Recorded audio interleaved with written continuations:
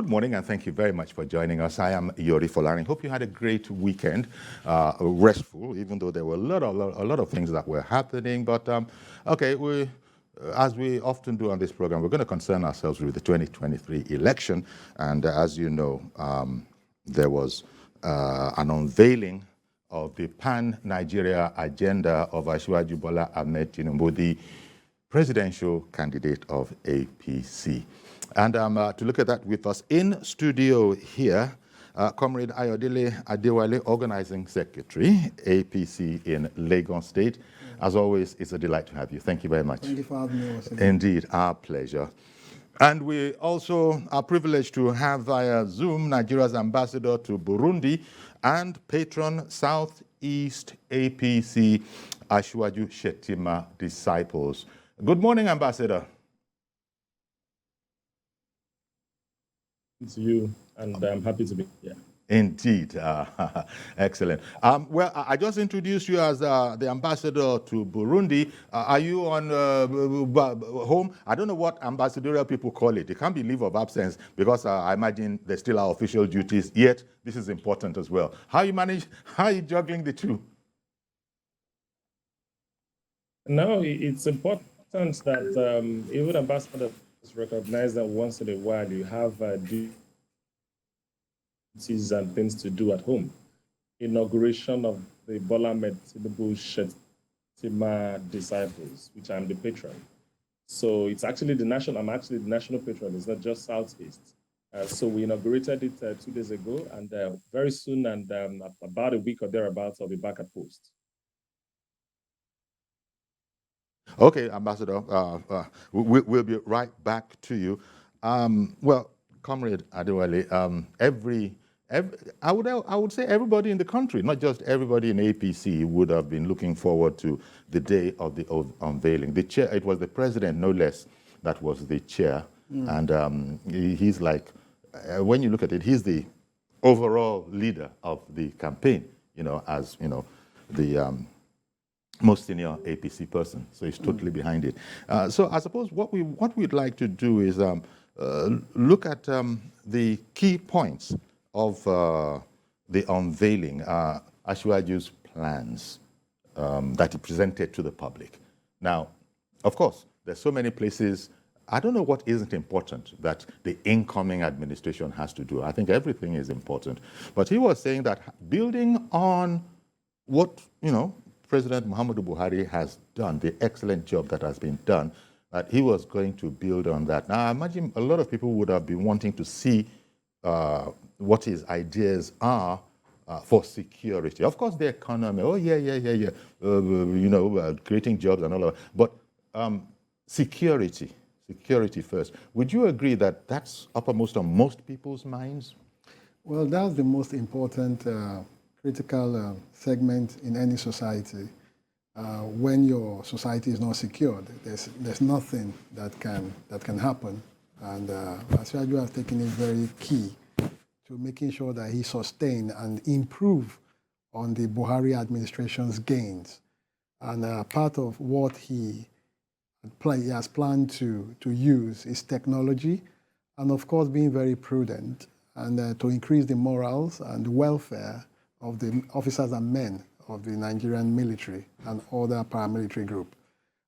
He has also said that a lot of these weapons, light weapons, will be produced in Nigeria. So that removed the dollar dependency in it, and that will also attract a lot of investors to come in, especially to take opportunity of that platform.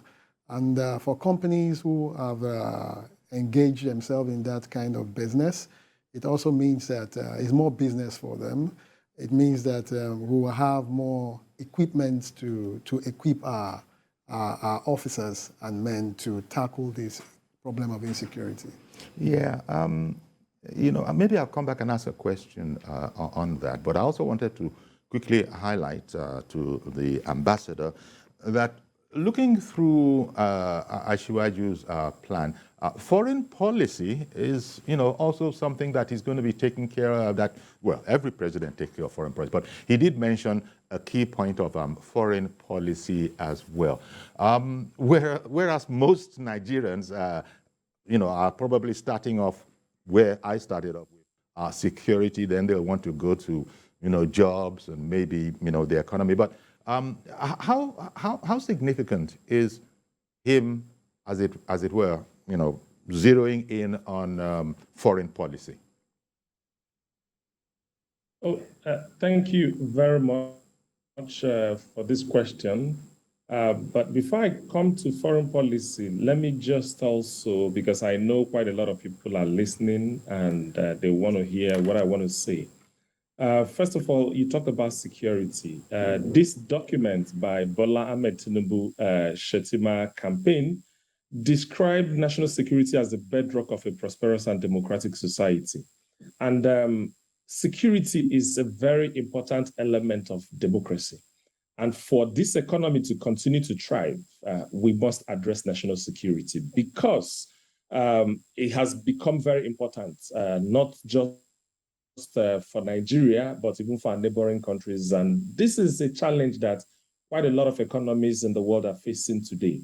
What has happened between 2015 and now is that there has been transformation. There has been various challenges that are cropping up, as a result of security. Initially, it was about the bandits or terrorists taking over some parts of the country. Now, it has moved to, kidnapping, it has moved to banditry and quite a lot. So clearly, there is a need for this incoming administration to look at how these security issues has been modified over time and try also to find a way to tackle it head on and also find some other ways of preventing it to, However, security issues are issues relating to unemployment. There are issues relating to equity. There are issues relating to all kinds of security issues. There are people that are saying we don't have jobs, we don't have this and all of that.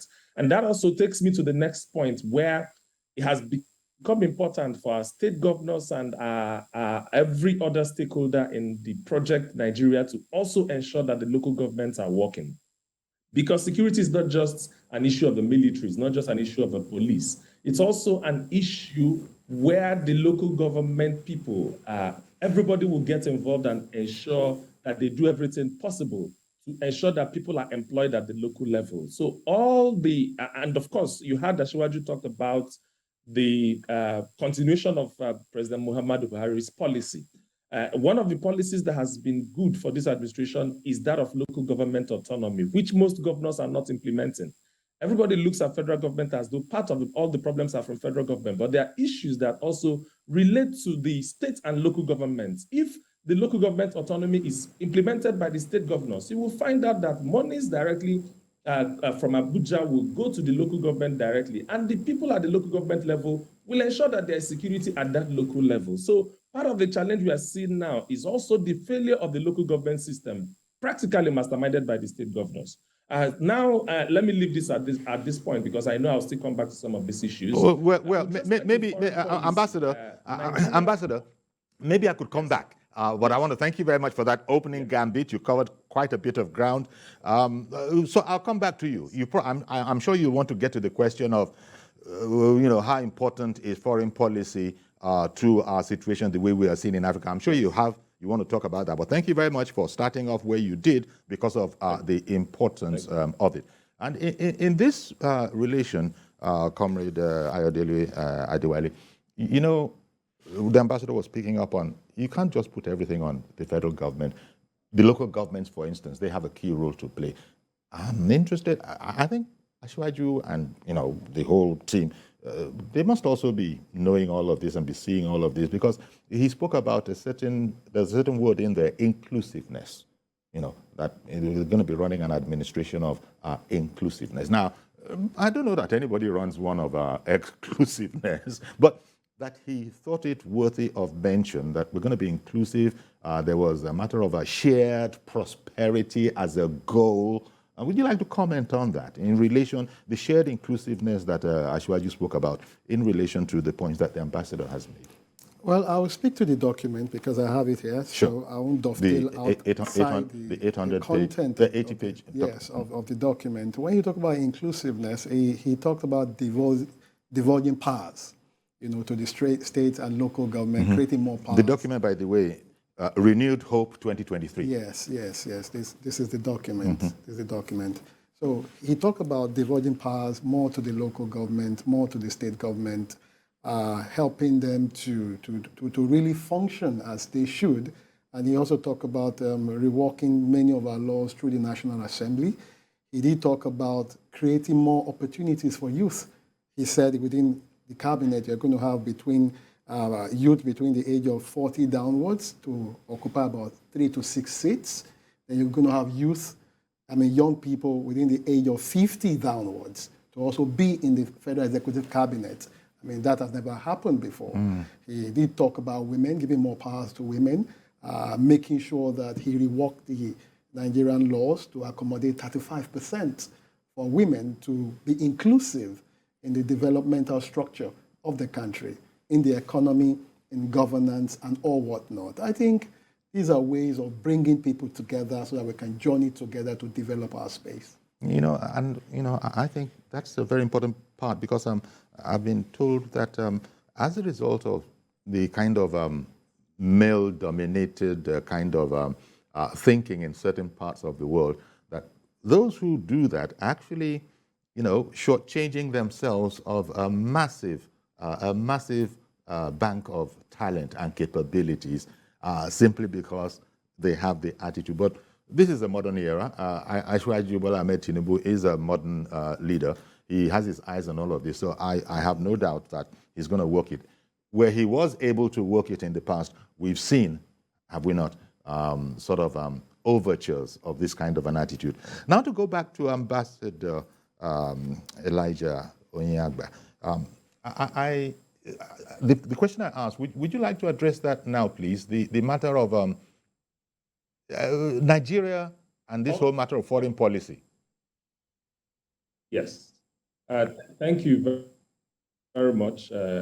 Thank you very much. I am happy to address this issue because as an envoy, as a Nigerian diplomat, it's important to understand what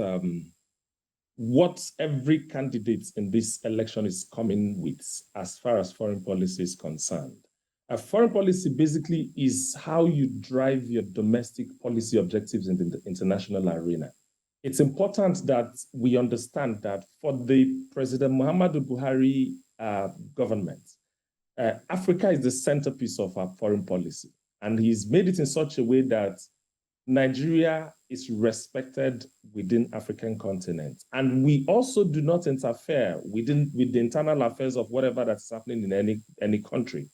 This has become very important for us because you want to be sure that whatever policy objective you have in your country, whether it's attracting investors, whether it is a recovery of looted funds, whether it is fighting corruption, whether it's in the area of ensuring that your military is strengthened, it has to be clear-cut.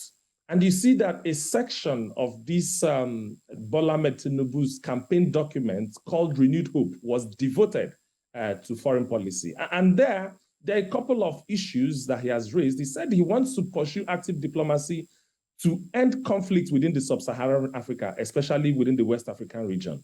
He talked about pursuing it within ECOWAS to work to increase internal sub-regional trade, to promote joint industrialization and joint infrastructural projects.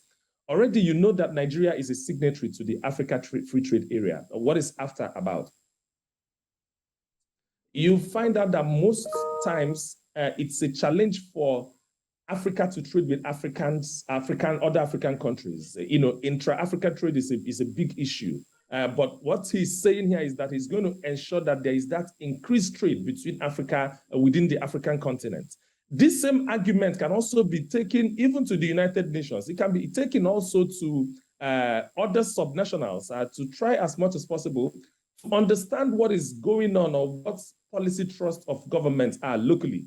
So that at every particular point in time, you see when President Buhari was pursuing his, it was very clear that every meeting he attended at the United Nations, at the African Union, that he talked about recovery of stolen wealth from Africa. He talked about recovery of the monies that has been, filtered away from this country, that are in Switzerland, that are in America. And you can see that there were a conscious effort to recover those funds. And he did quite recover a lot from, from most of this, from the West and from the European countries where these resources are stashed away. And of course, within the African continent, you see, our policy, for example, within our neighbors is that, at every particular point in time, we need to be in a position to assist them. Because if your neighbor is having a problem, you will also have a problem. It's just a matter of time. We know the challenges across the, Niger, Cameroon, and all of these areas. And that's why sometimes Nigeria goes to the extent of trying to assist them with things like security, things like infrastructure, just to ensure that we maintain peace within our neighbors. And the same thing also goes to Africa. Don't forget that 1 out of every 5 Africans is in Nigeria. Nigeria is the most populous black nation on the earth. Not to talk about, when you consider the fact that a lot of these people are young people at the same time. So it's important that we carry ourselves and we let the world understand our posture. Asiwaju has also talked about the fact that he would do a lot to also stop immigration of people.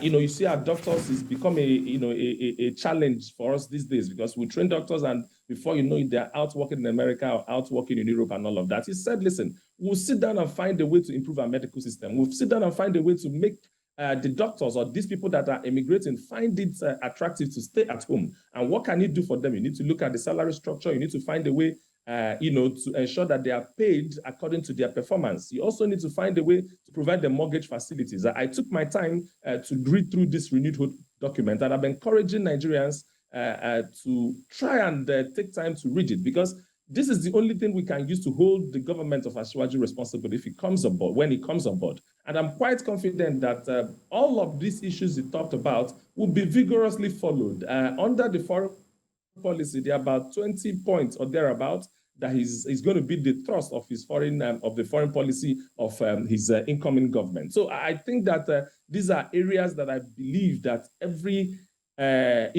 candidate running for this election should be clear on what their foreign policies are, and we will be here toe-to-toe trying to analyze these issues and trying to be able to point out the fact that we believe and we hope that what the renewed hope document has presented to us is the way to go for Nigeria at this particular point in time. Thank you, Ambassador. Well, comrade, whoever emerges as the winner and the president, he's coming in. That person will be coming in at a very challenging time.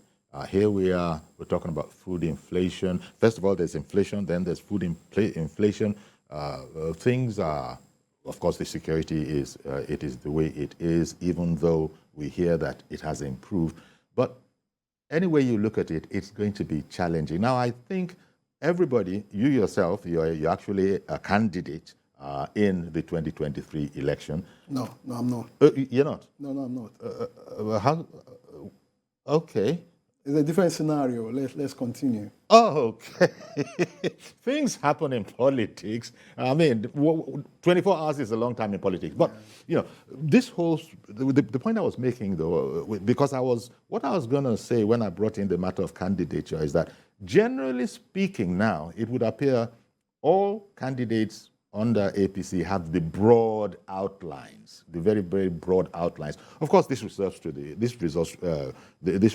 presidential, and I imagine that variations of that, tailored down and not at variance with his objective, is what every other contestant will also be seeking to interpret. So the question was, in these hard times, I suppose he's going to have to persuade Nigeria that he has the thinking, he has the ideas that, look, trust me, follow me, and these problems, because a lot of our people, the people who are in the majority, I'm not talking about the eggheads in the universities, the people who are in the majority, they just see the hardships. The petrol is threatening to go up. There are no jobs. I can't feed properly, because those are the things that people are going to want answers to. So what are you going to do for us, sir? Well, you see, hard men with hard thinking and hard solutions are required for this kind of hard job. And Asiwaju is someone that has his hands on the plow. And the beauty of it is that by the time he wins the election, he's going to be passing on the baton.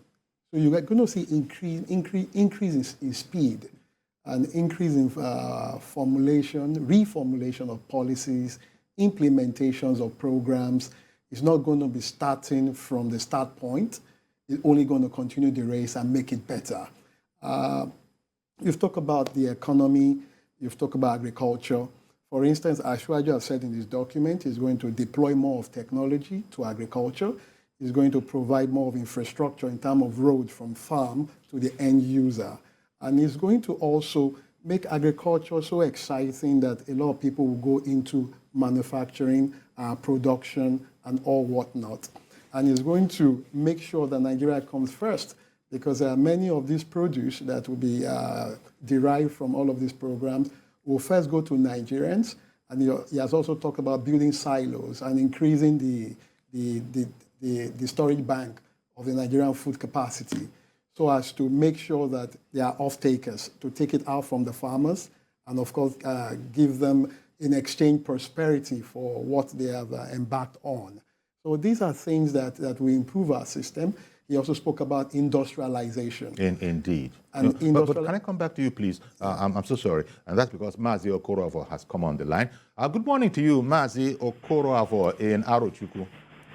Good morning, sir. You're a good man, our guests in the studio and our guests on Sky. You see, the booklet has stated everything. So Nigerian youth, wherever they are, whether they are 774 local government or community-based, they should try as much as possible and master that area that belongs to them.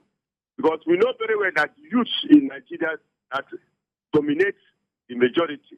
Before we talk about you do both female and male.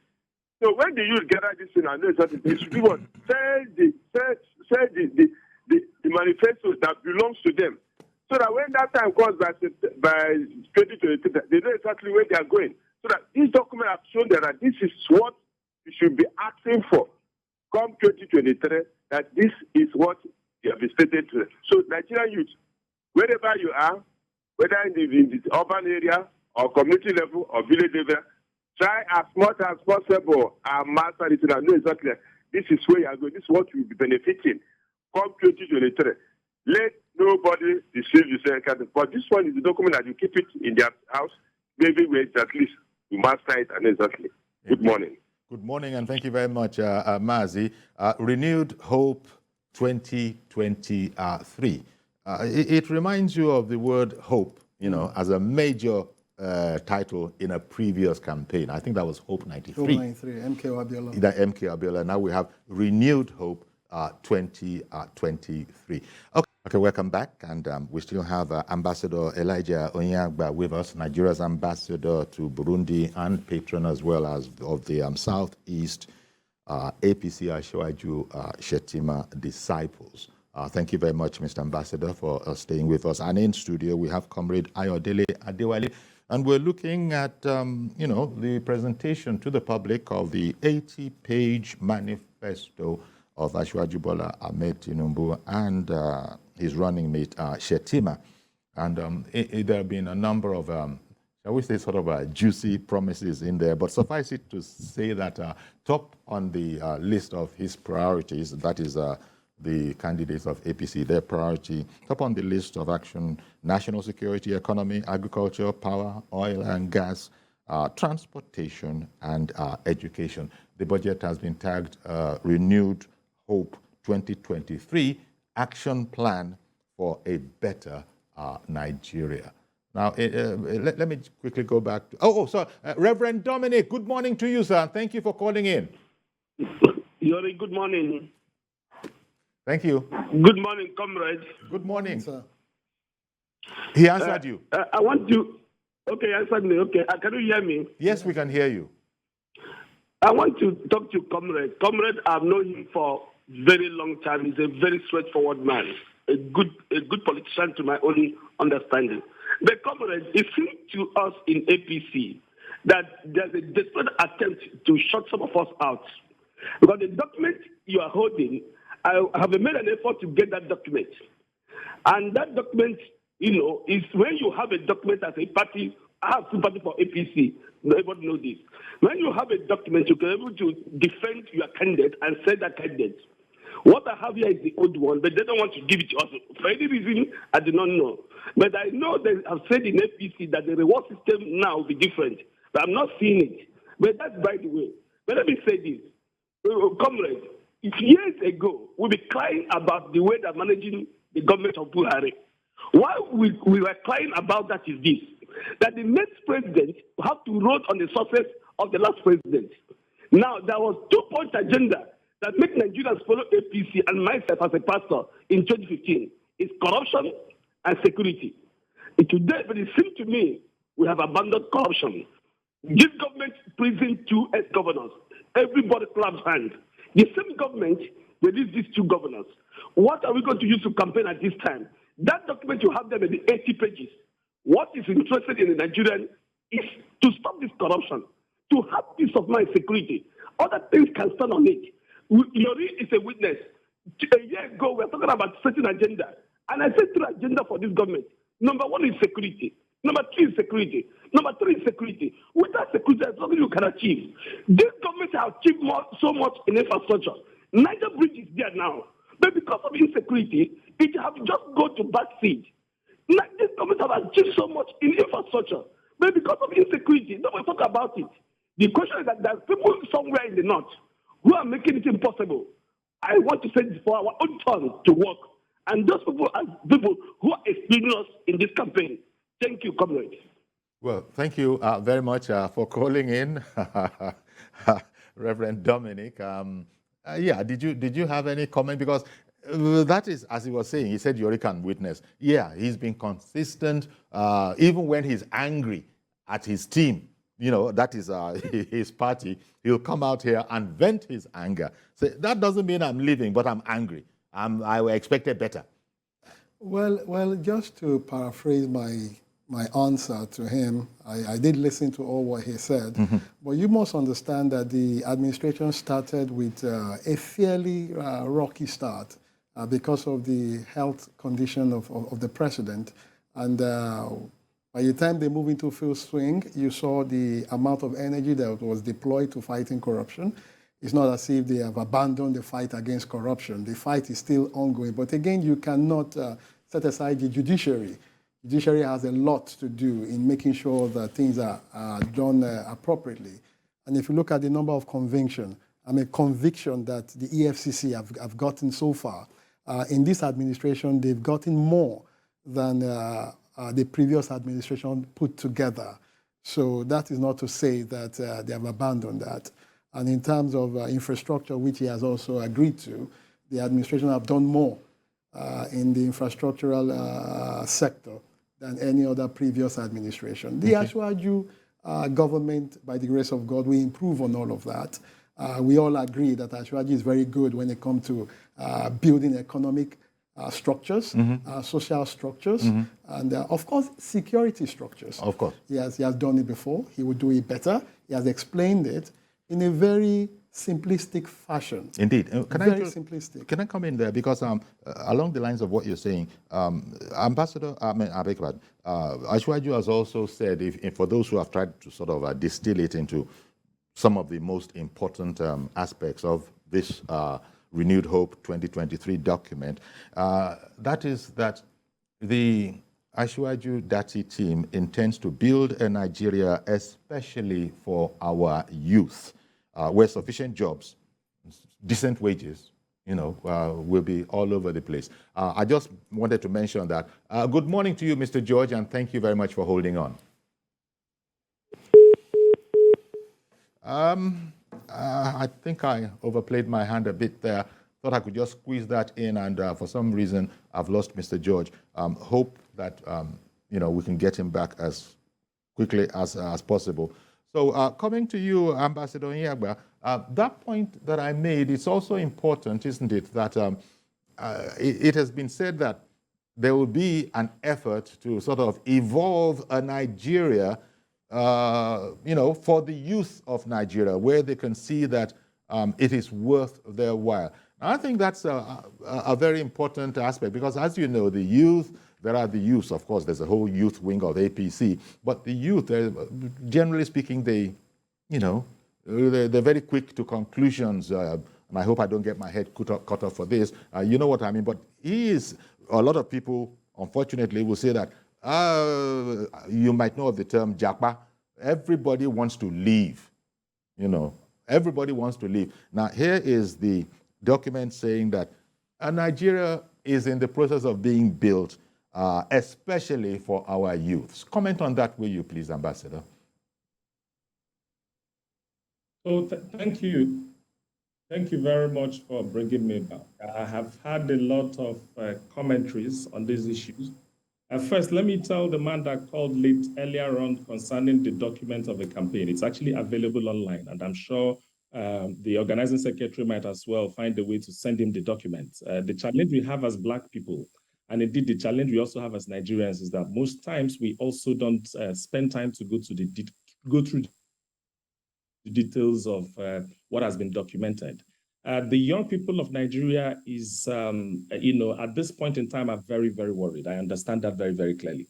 And I believe that that is the reason why we need to spend time to dissect these documents, from security issues to oil and gas to agriculture to the economy. I'm actually an economist, by the way, so I'm always interested in discussing issues as relates to the economy. What the Renewed Hope document have done is to say, listen, the incoming Asiwaju administration will not tax people the more.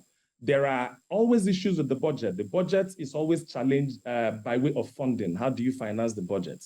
Okay, we have 20 trillion right now. Our revenue profile is not enough to be able to support it. Therefore, what are the things we want to do to be able to balance the budget? And most times what we have done is to borrow, which is to increase debt. But clearly, even when you dissect the Asiwaju's documents, you're going to begin to look at areas where he talked about looking at the blockchain technology. The ways of funding a budget, number one is through your revenues. Number two is through debts. There's also even the equity option. And of course, he's saying, listen, the world is evolving. We now have blockchain technologies. And of course, a lot of countries in the world are also beginning to look at blockchain as one of the things or one of the areas of raising financing to be able to fund your project or fund your budget. So clearly for Asiwaju's Renewed Hope document, these documents have clearly earmarked all the things that he will do for job creation, increasing of taxes for alcohol and tobacco consumption, to ensure that we widen the tax net, because what is important for us is not even to increase taxes. What is important for us is to get in more people into the tax system. A lot of people in SMEs don't pay taxes. If you ask people that are shouting that they want better road, they want improved security, how many of us actually pay taxes? Go to FIRS and ask them. You find out that even the tax identification system for individuals are only for those that are in the organized private sector and civil servants. Quite a lot of people don't pay taxes in Nigeria. So part of the things we will do, or the government is coming as sure, Mr. Ambassador. Or expatiated by it. Sorry about that. Yes, thank you very much, Mr. Ambassador. Just to clear up, there's egg all over my face. I misspoke. Spoke about Asiwaju. I don't know how I made that kind of a hybrid, Asiwaju-Dati. And I should have said Asiwaju-Shettima, of course. I'm making a hybrid of that doesn't exist. But yeah, also, thank you very much, Fidel in OWERRI, for holding on all that while. Go ahead, please. Yeah, it's a pleasure, Uncle Yori. Let me say that this document, as beautiful as it is what Nigerians actually expect. But the problem, will Nigerians have confidence in this? This is not the first time our politicians are coming out with documents of this nature. And when they get into office, they don't implement them. I want to suggest that every Nigerian that comes across this document must keep a copy so that we use it as a yardstick to measure the performance of the principal when assuming that he wins the election. There must be this measure so that we monitor to ensure that they walk the talking. It's one thing is to say something, another thing is to walk the talking. And that is what Nigerians no longer want. We want a situation where all these beautiful ideas are put into practice by our politicians by the time they assume office. Thank you and God bless you. I'm Fidel Onyeneke. Thank you very much for calling in, Fidel. Yeah. So, comrade, as we were saying, Asiwaju himself has said it. He's going to leverage on, the work that has been done by the current administration. And as you know, they've been quite strong in public infrastructure. Well, Asiwaju has said he's going to be, his team will be modernizing and expanding that. First of all, you expand the credible work that is there for all to see, and then, no doubt, in a part of the expansion will also be modernization of other infrastructures around the place. So it's like the Asiwaju team is also aware that this is tremendously important. Infrastructure is very, very important to us. You might combine that, for instance, with the whole idea, and this is a challenging one, of exporting more and importing less. Tie those two together, and you see that if we can actually be disciplined enough to go through that, and we're on the road to recovery, aren't we? Well, I'll pick from your last word, which is discipline. He has said that we're going to be financially disciplined. We're going to limit borrowing, and if we have to borrow at all, it has to be put at infrastructure that will create funds and sustain itself.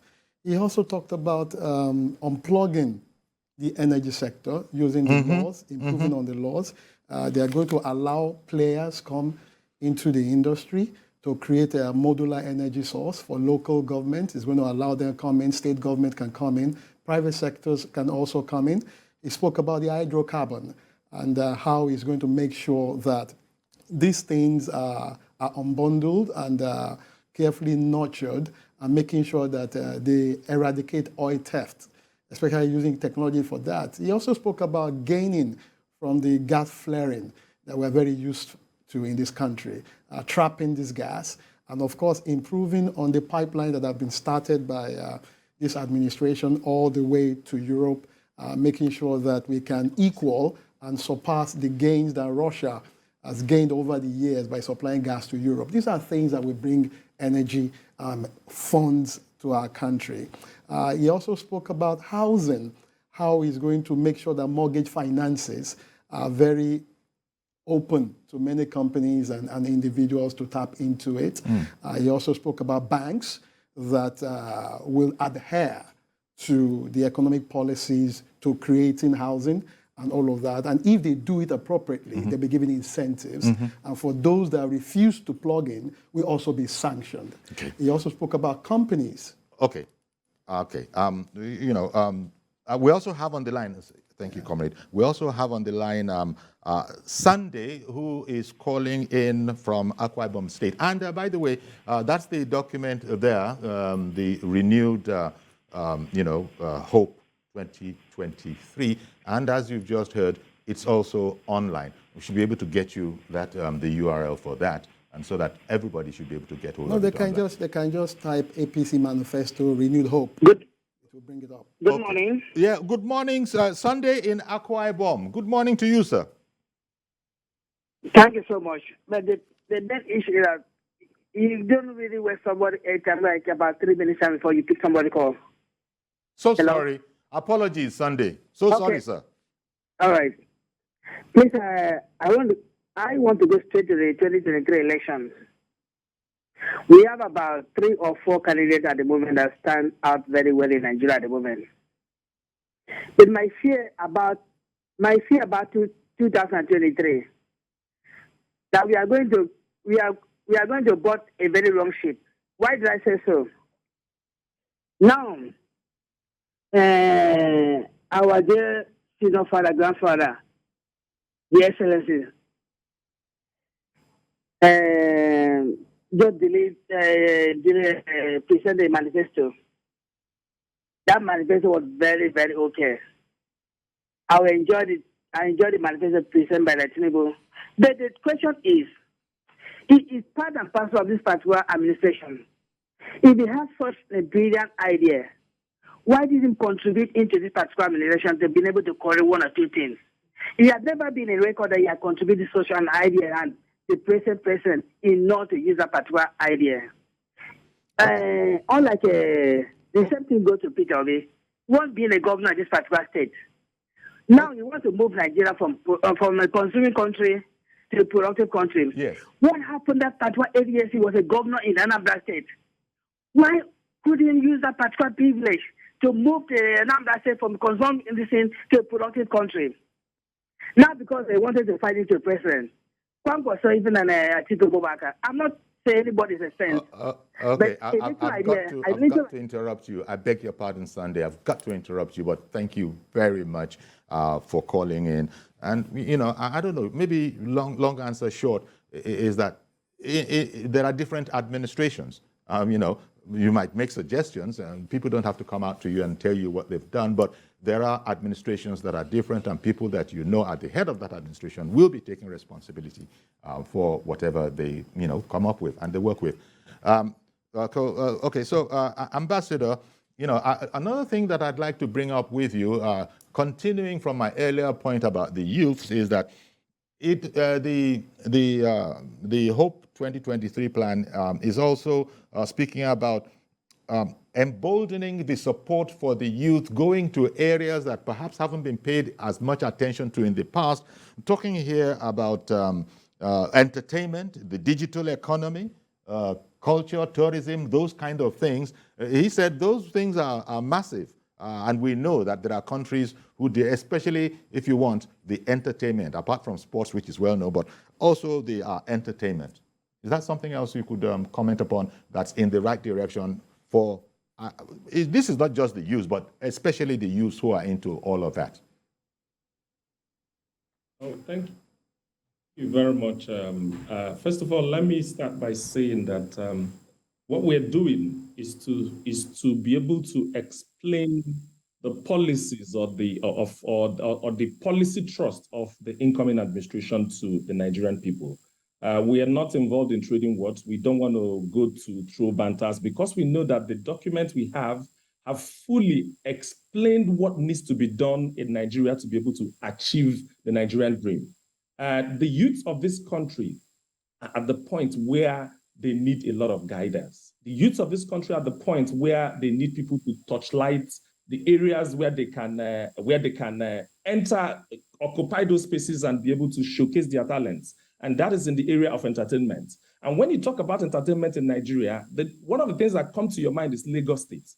That's the melting pot of entertainment in Nigeria. Why is everyone going to Lagos? Why are Anambra people going to Lagos on entertainment? Why are Kanu people going to Lagos on entertainment? It basically says that there's a model that has already been built.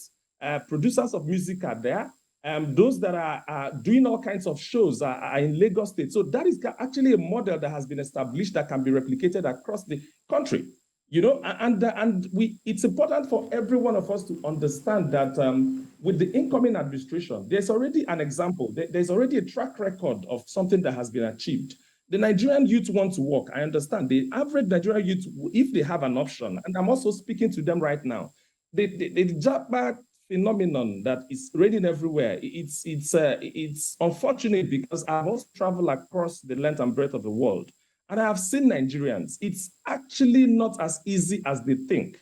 Right now, it seems like, okay, you know, want to go to Europe, want to go to America. But by the time you get there, you're going to suffer all manner of discrimination. You're going to suffer all manner of racism. You're going to, at some point, you're going to be asking yourself, did you make the right decision? And that's the reason why we need to utilize this as strength, because population can be an advantage and can also be a disadvantage at the same time. It's a disadvantage if we are unable to provide jobs and get them to be working. It's an advantage, which is actually what you can liken to what China did, which is to find a way to create jobs for the people to be able to engage them meaningfully. Mm-hmm. And that's what I believe that the administration is talking about. If you look at the areas where he talked about devolution of powers to the states and local government, especially in areas like management of prisons, stamp duties, crime prevention, and certain taxes. And then he also plans to rework the allocation formula to make funds available, to make more funds available for the states and the local governments. Okay, which is basically, Mr. Ambassador, I'm sorry to jump in. I really apologize for jumping in as you were speaking, Mr. Ambassador. I'm so sorry, but time is, you know, a despot, unlike the Democrats that surround us here. Time is a despot, and we've run out of time. But I want to thank you very much, Mr. Ambassador. Nigeria's ambassador to Burundi, and also patron of the Southeast APC Asiwaju-Shettima disciples. Thank you very much for coming on our program, making time for us this morning. Thank you. And to the point that you made earlier, comrade, that look, that gentleman who said that this document, why is it being hoarded? It's on there. If you don't have the URL, just type in Renewed Hope 2023 and it's going to come up. Just go to Google, you get it. Yes, it's going to come up. And that's why I deliberately put it here and brought it to your station so that people can read it. So that's the hard copy. Yeah. And, you can also get a soft copy. Maybe that's even the most convenient. There's something I forgot. Sure. You see, the world is changing. We're moving towards digital money and all of that. In this document, too, it spoke about cryptocurrency. Yes. That's what I was talking about, the digital economy. Yeah. And I think the youth can catch into that. Exactly. Thank you very much. That's a very important point there, because it's like this, Asiwaju-Shettima ticket, they are sort of clued in, as it were, to all aspects that are of importance to Nigeria. And whoever doesn't know that the youths are an emerging important aspect that needs to be harnessed, well, that's certainly not the APC team. Thank you very much. Thank you for coming on. So that's our program today. Please join us tomorrow for a fresh edition. I am Yori Folare. Bye-bye for now.